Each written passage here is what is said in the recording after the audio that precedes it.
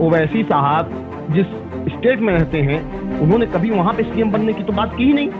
उस स्टेट से कितनी दूर 2000 किलोमीटर दूर आके आप कह रहे हैं मैं उत्तर प्रदेश की जनता को इंसाफ दिलाऊंगा, मैं उत्तर प्रदेश की जनता में अपना कैंडिडेट उतार रहे हैं। ये सिर्फ और सिर्फ ओवैसी साहब की दकियानूसी ख्यालों की बातें हैं, ये जुमलेबाजी वो कर रहे हैं। और मैं तो ये जानता हूँ ओवैसी साहब के बारे में ज्यादा कुछ कहना नहीं, ये केवल और केवल इस प्रदेश में मुसलमानों का वोट काटने हैं। आज युवाओं के पास रोजगार नहीं है। इन्होंने कहा था 2 करोड़ नौकरियां निकालेंगे, क्या 1 लाख भी नौकरी इन्होंने कायदे से नहीं निकाली। मुख्यमंत्री ने कहा था 5 जून तक, 2017 की मैं बात बता रहा हूँ, जब इनकी सरकार बनी थी 2017 में, जब इनकी सरकार बनी थी उन्होंने कहा था 5 जून तक गड्ढा मुक्त होगी प्रदेश की सड़कें। क्या गड्ढा मुक्त है? मुख्यमंत्री जी अपने 10 कदम दाएं घूम ले, 10 कदम बाएं घूम ले। नमस्कार, आप देख रहे हैं स्थानीय मेल। मैं हूं रंजीत तिवारी।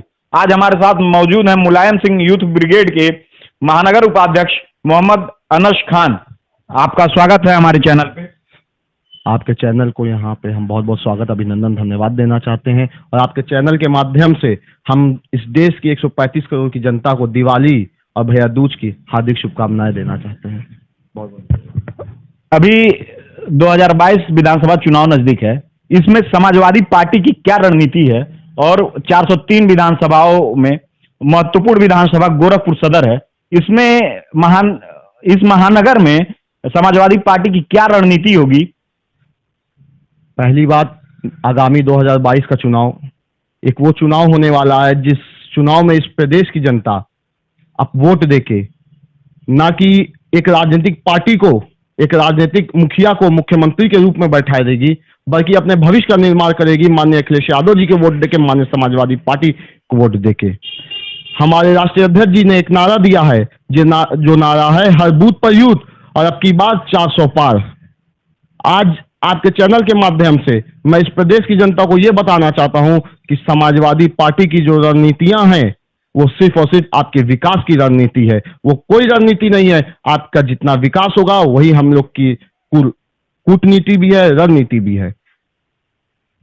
अभी कुछ दिन पहले अखिलेश यादव ने कहा कि हम 400 सीटों पे विजयी होंगे इस विधानसभा चुनाव में। क्या ये संभव लगता है? बिल्कुल संभव लगता है। जब आप उस राष्ट्राध्यक्ष ने आपसे कहा है, जिसका एक विजन है कि एक यूथ को प्रेरित किया जाएगा, एक यूथ को प्रोत्साहन दिया जाएगा, तो क्यों नहीं संभव है? आज इस प्रदेश में 25 करोड़ की जनसंख्या है। इस 25 करोड़ की जनसंख्या वाले प्रदेश में अगर कोई पार्टी जो निष्पक्ष रूप से विकास का वादा कर रही है, जो जुमलेबाजों की पार्टी नहीं है, इस प्रदेश ने 2017 तक विकास की साइकिल पे बैठ के प्रगति की राह पे था। 2017 के बाद जब एक भाजपा ने अपने आप को एक विकल्प साबित किया, और विकल्प साबित करने के बाद कुछ ही क्षणों में, मैं तो ये कहूंगा कुछ ही दिनों में, जब पब्लिक को पता चल गया कि ये जुमलेबाजों की पार्टी है, तो पब्लिक का विश्वास हट गया। आज वो फिर से, आज की डेट में जनता फिर से माननीय अखिलेश यादव जी को याद कर रही है, उनके किए जा रहे कामों को याद कर रही है, उनको किए जा रहे विकासों को याद कर रही है। ऐसे में जैसे 2022 में आप कह रहे हैं युवाओं के साथ है, तो क्या युवाओं के लिए क्या रणनीति होगी सपा की? युवाओं के लिए जो रणनीति है, राष्ट्रीय अध्यक्ष जी ने कहा है हर बूथ पर यूथ। पहले तो ये कहा है कि अब की बार हर युवा को अपना बूथ मजबूत करना है। दूसरी बात, हम लोग जिस डेमोक्रेसी में बैठ रहे हैं, ये बहुत बड़ी डेमोक्रेसी है। 135 करोड़ की जनसंख्या कुल हिंदुस्तान में है। आज जहां की इस 135 करोड़ की जनसंख्या की 60% आबादी युवा है। आज मैं आपसे ये कहना चाहूंगा कि ये युवा ही देश का भविष्य है। किसी का भविष्य, किसी के घर का भविष्य उसके आने वाली पीढ़ी होती है, वो अपनी पीढ़ी का निर्माण करता है। जब आज युवा ही हमारे देश का कमजोर रहेगा, तो कैसे हम लोग मजबूती के ओर चलेंगे?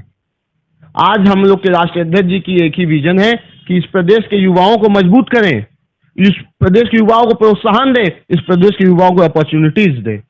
जो अपॉर्चुनिटीज समाजवादी पार्टी ने 2012 से लेकर 17 तक कार्य किया था, अपॉर्चुनिटीज देने का, प्रोत्साहन देने का, चाहे युवाओं को लैपटॉप बांट के किया गया हो, चाहे उनको स्कॉलरशिप देके किया गया हो, वो अनेक क्षेत्रों में युवाओं को प्रोत्साहन दिया हमारे माननीय राष्ट्रीय अध्यक्ष जी ने। अभी फिर आजमगढ़ का एक मामला आया जिसमें आपने देखा है स्वयं कि राष्ट्रीय अध्यक्ष जी लैपटॉप बांट रहे हैं। ये युवाओं को प्रोत्साहन ही तो देना है भाई। आपने क्यों नहीं बांटा? आपके भी तो पैम्पलेट में था कि हम डाटा फ्री देंगे। आज तक उत्तर प्रदेश की कोई एक जनता बता दे कि वो डाटा, मोबाइल डाटा फ्री पाई है? ये केवल जुमलेबाजों की पार्टी। आज प्रदेश का युवा, आज इस उत्तर प्रदेश का युवा हम लोग के साथ, समाजवादी पार्टी के साथ खड़ा है। ये आगामी चुनाव में दिख जाएगा 2022 के। भाजपा इसी बात से डरी है कि हम लोग की असलियत आज सामने आ चुकी है प्रदेश में। हमने क्या क्या वादे किए थे, आज कोई वादा, एक वादा भी पूर्ण रूप से पूरा नहीं हुआ है। आज जो युवाओं की मजबूती है, आज युवाओं के पास रोजगार नहीं है। इन्होंने कहा था 2 करोड़ नौकरियां निकालेंगे, क्या 1 लाख भी नौकरी इन्होंने कायदे से नहीं निकाली? आज मुख्यमंत्री के गृह जनपद में आप बैठे हैं। मुख्यमंत्री ने कहा था 5 जून तक, 2017 की मैं बता रहा हूं, जब इनकी सरकार बनी थी, 2017 में जब इनकी सरकार बनी थी, इन्होंने कहा था 5 जून तक गड्ढा मुक्त होगी प्रदेश की सड़कें। क्या गड्ढा मुक्त है? मुख्यमंत्री जी अपने 10 कदम दाएं घूम ले, 10 कदम बाएं घूम ले। पानी का जमावटा लगता है, इसको पानी का जखीरा तालाब कह सकते हैं हम लोग। और ये युवाओं को प्रोत्साहन है। फिर से ये आप एक अपने आप को भी कि हम एक ऑप्शन है, अपने आप को एक पूर्ण रूप से ये साबित करने पर लगे हैं कि हम एक ऑप्शन है। हमको तुम ऑप्शन समझो युवाओं। लेकिन अब प्रदेश का युवा समझ चुका है कि विकास सिर्फ और सिर्फ समाजवादी पार्टी ने उनका किया था। उनको प्रोत्साहन सिर्फ और सिर्फ समाजवादी पार्टी ने दिया था। उनको अपॉर्चुनिटीज, जो अपॉर्चुनिटीज मिली थी, चाहे कमाने की हो, चाहे खाने की हो, चाहे पढ़ने की हो, चाहे लिखने की हो, वो सिर्फ और सिर्फ समाजवादी पार्टी ने दी है। और ये युवा 2022 के चुनाव में समाजवादी पार्टी को वोट देके ये साबित कर देगा। अभी 2022 के विधानसभा चुनाव में ओवैसी भी अपनी किस्मत आजमाने यूपी आ रहे हैं। ऐसे में उत्तर प्रदेश की मुसलमान जनता किसके साथ होगी? समाजवादी पार्टी के साथ होगी, या ओवैसी के साथ होगी, या बसपा के साथ होगी? ऐसे में मुसलमानों का वोट इस बार किसकी तरफ, किसका पलड़ा भारी करेगी मुसलमान समुदाय? सबसे पहले आपने बड़ा अच्छा सवाल किया है ओवैसी साहब वाले मामले पे। तो मैं आपसे ये बताना चाहूंगा कि ओवैसी साहब जिस स्टेट में रहते हैं, उन्होंने कभी वहां पे सीएम बनने की तो बात की ही नहीं। उस स्टेट से कितनी दूर, 2000 किलोमीटर दूर आके आप कह रहे हैं मैं उत्तर प्रदेश की जनता को इंसाफ दिलाऊंगा, मैं उत्तर प्रदेश की जनता में अपना कैंडिडेट उतार रहे हैं। ये सिर्फ और सिर्फ ओवैसी साहब की दकियानूसी ख्यालों की बातें हैं, ये जुमलेबाजी वो कर रहे हैं। और मैं तो ये जानता हूं ओवैसी साहब के बारे में ज्यादा कुछ कहना नहीं। ये केवल और केवल इस प्रदेश में मुसलमानों का वोट काटने आए हैं, अन्यथा कोई बात नहीं है। यानी कि आप मानते हैं कि ओवैसी यहां आएंगे तो सपा के मुस्लिम वोट कुछ कटेंगे जो ओवैसी के खाते में जाएंगे? नहीं, वोट काटने की बात है। देखिए, विचारधारा उनकी है वोट काटने की। मुसलमान आज पूर्ण रूप से समझ चुका है कि जो 100 सीटों पर रह के आप कभी सरकार नहीं बना सकते।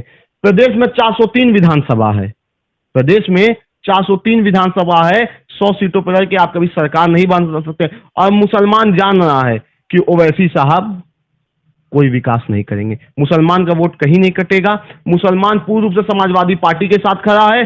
आए दिन राष्ट्रीय अध्यक्ष जी से उलमा लोग मिल रहे हैं, आए दिन से राष्ट्रीय अध्यक्ष जी से मुसलमान लोग जाके अपना समर्थन दे रहे हैं। और पहले भी समर्थन था, अभी भी समर्थन है, अब तादाद बढ़ती जा रही है। मुसलमान अब ये समझ चुका है कि विकास जो होगा समाजवादी पार्टी करेगी और कोई नहीं। ओवैसी कोई बाहर का व्यक्ति आके हम लोग का विकास नहीं कर सकता। हम लोग का विकास हम लोग के बीच का नेता करेगा, जो नेता हम लोग अपने, जो नेता के रूप में हम लोग राष्ट्रीय अध्यक्ष जी को देख रहे हैं। आप देख रहे थे स्थानीय मेल, मेरे साथ थे मोहम्मद अनस खान, मुलायम सिंह यूथ ब्रिगेड के महानगर उपाध्यक्ष। धन्यवाद।